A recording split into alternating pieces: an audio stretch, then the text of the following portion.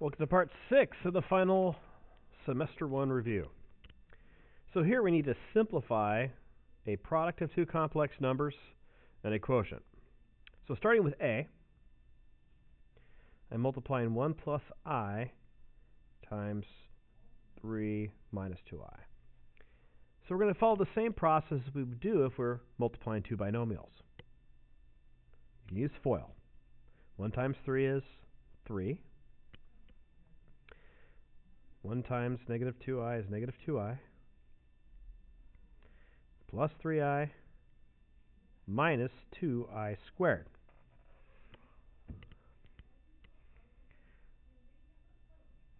Well, these two combine to I, and this is minus 2 times negative 1, which is the same thing as adding 2. So our answer is 5 plus I.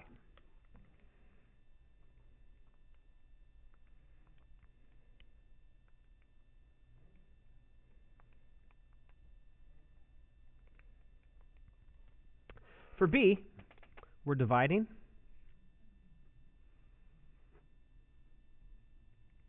And what we need to remember is that we need to multiply both the top and bottom by the conjugate of the denominator. So the conjugate, we simply switch the sign of the imaginary part. Now, it might be helpful to put parentheses around these just so you know you need to multiply them like you would a binomial. So 2 times 2 is 4, plus 2i, plus 2i, plus I squared. On the bottom, we get 4 plus 2i minus 2i minus I squared. So at the top we get 4 plus 4i, and we know that I squared is equal to negative 1.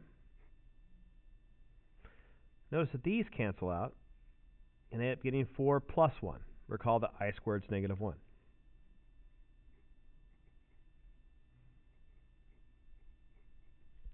So 3 plus 4i on the top, 5 on the bottom. So in standard form, I'd write that as 3/5 plus 4/5 I.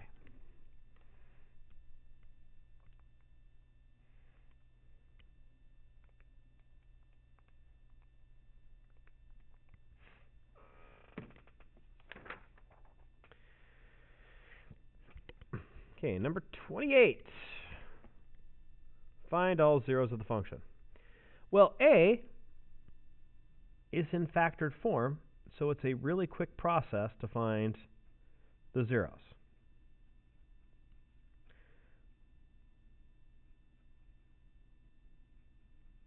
Actually, I'll just skip a step. Not skip one, but I won't rewrite the function. So we'll just set that equal to 0. That's how we find the zeros of the function. Now we're going to set each factor equal to 0.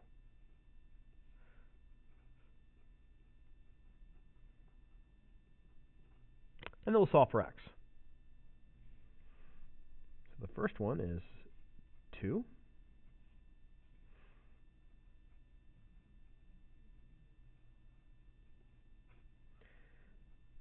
Here we get negative 3 plus 5i.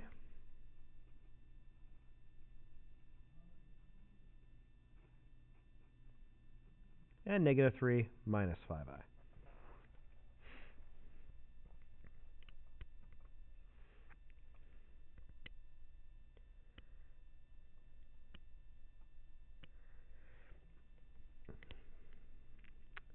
For b, we have a fourth degree polynomial.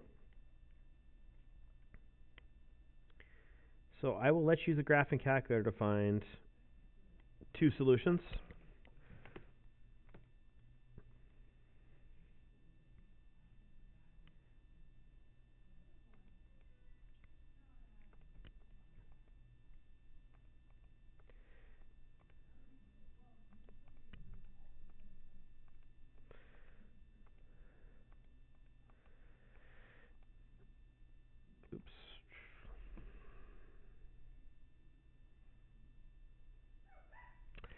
Okay.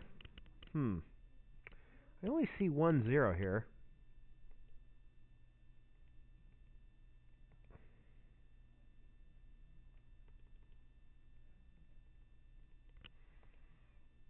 Now, does it actually go down past the x-axis? Or does it just touch the x-axis and then go back up? Okay, it looks like it goes to 2 and then starts increasing.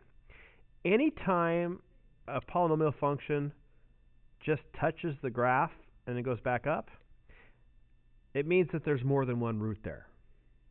So we could have a double root of 2.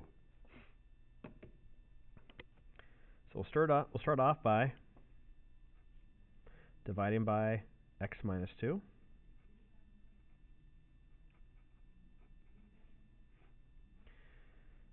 So we get 2, negative 2, negative 4, 4, 8, negative 8, 16, and then 0. So yes, 2 is a 0. But since it appears to be a double root, we'll take the leftover function after we divided and also divide by x minus 2.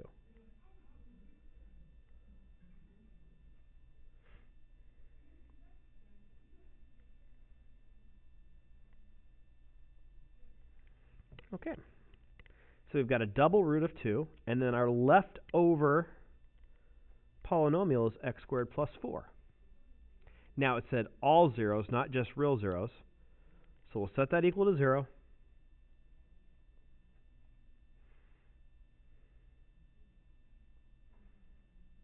So our answer is plus or minus 2i.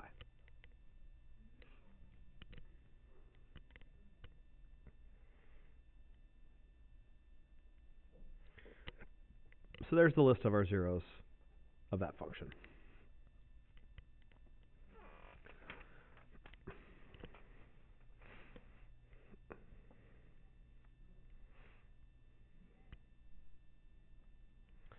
(29) Find a polynomial function with integer coefficients with the zeros. So if I is a factor, if I is a 0, then x minus I is a factor. And then we do the same thing for all 4 factors.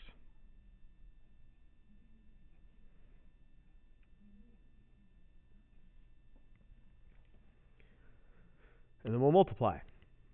It's going to be easier to multiply these two first, and then these two, and then multiply both those products. So here I get x squared plus 1, in case you don't know the difference of squares. X times x is x squared. X times I is ix minus ix minus I squared. Those cancel out, leaving us with x squared minus negative 1, or x squared plus 1. And for here, we're going to get x squared plus 36.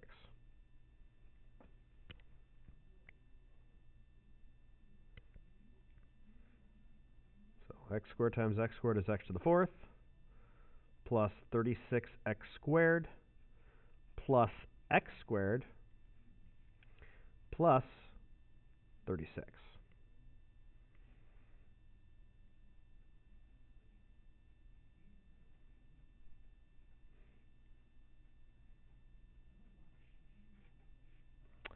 And that is our function.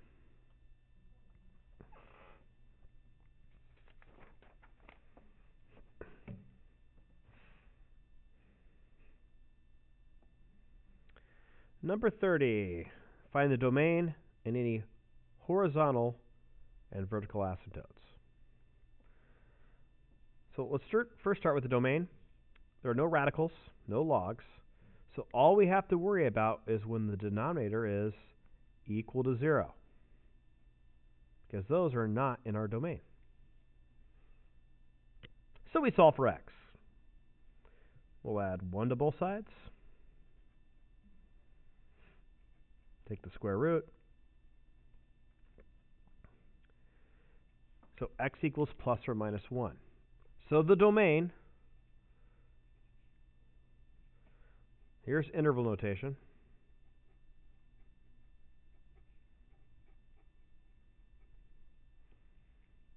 Or we could write all reals except negative 1 and 1. And that would be fine also.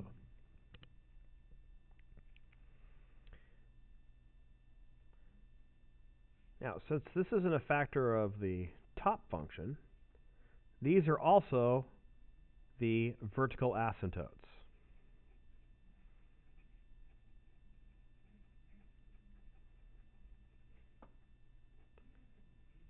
So x equals 1 and x equals negative 1 are the vertical asymptotes.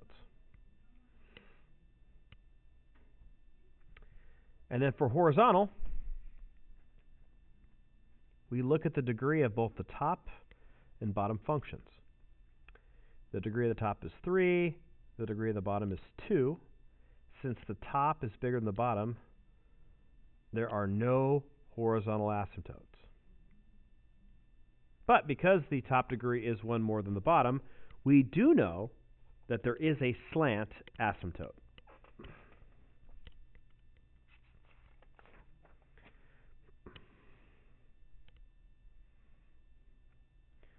Okay, 31. Find the zeros of the rational function. So we plug 0 in for f of x.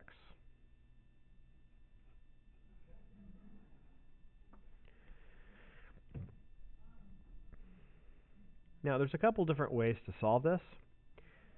Because this isn't an inequality, we can subtract 1 from both sides, and that's okay.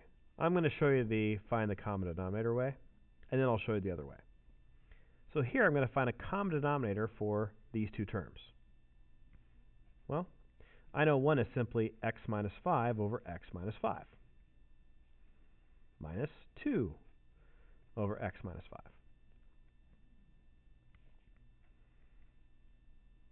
So I get x minus 7 over x minus 5 equals 0.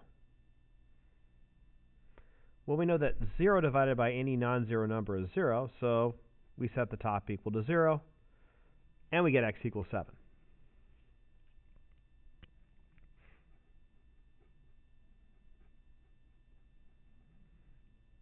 Okay. If we subtract 1, here's the alternative method.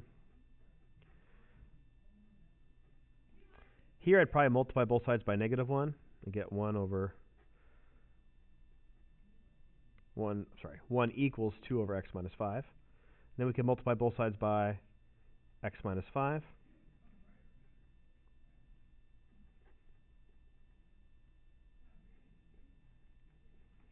Okay, we get x minus 5 equals 2, and x equals 7.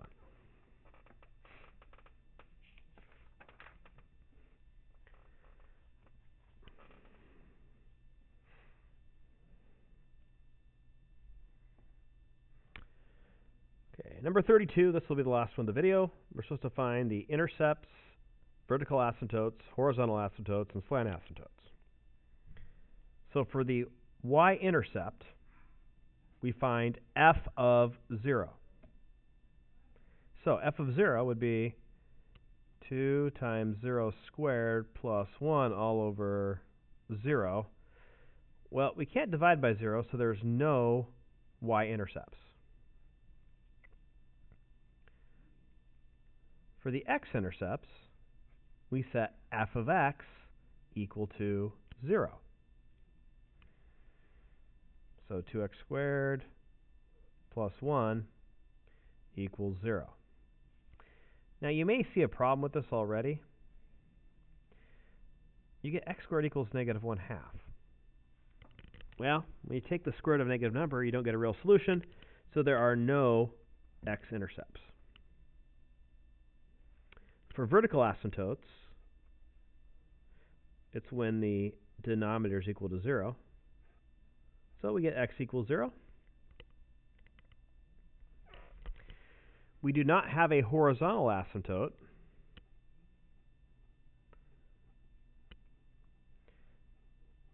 because the degree of the top is bigger than the bottom.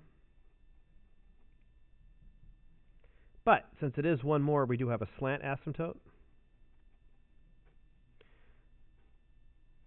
We can do that by dividing. So 2x squared divided by x is 2x.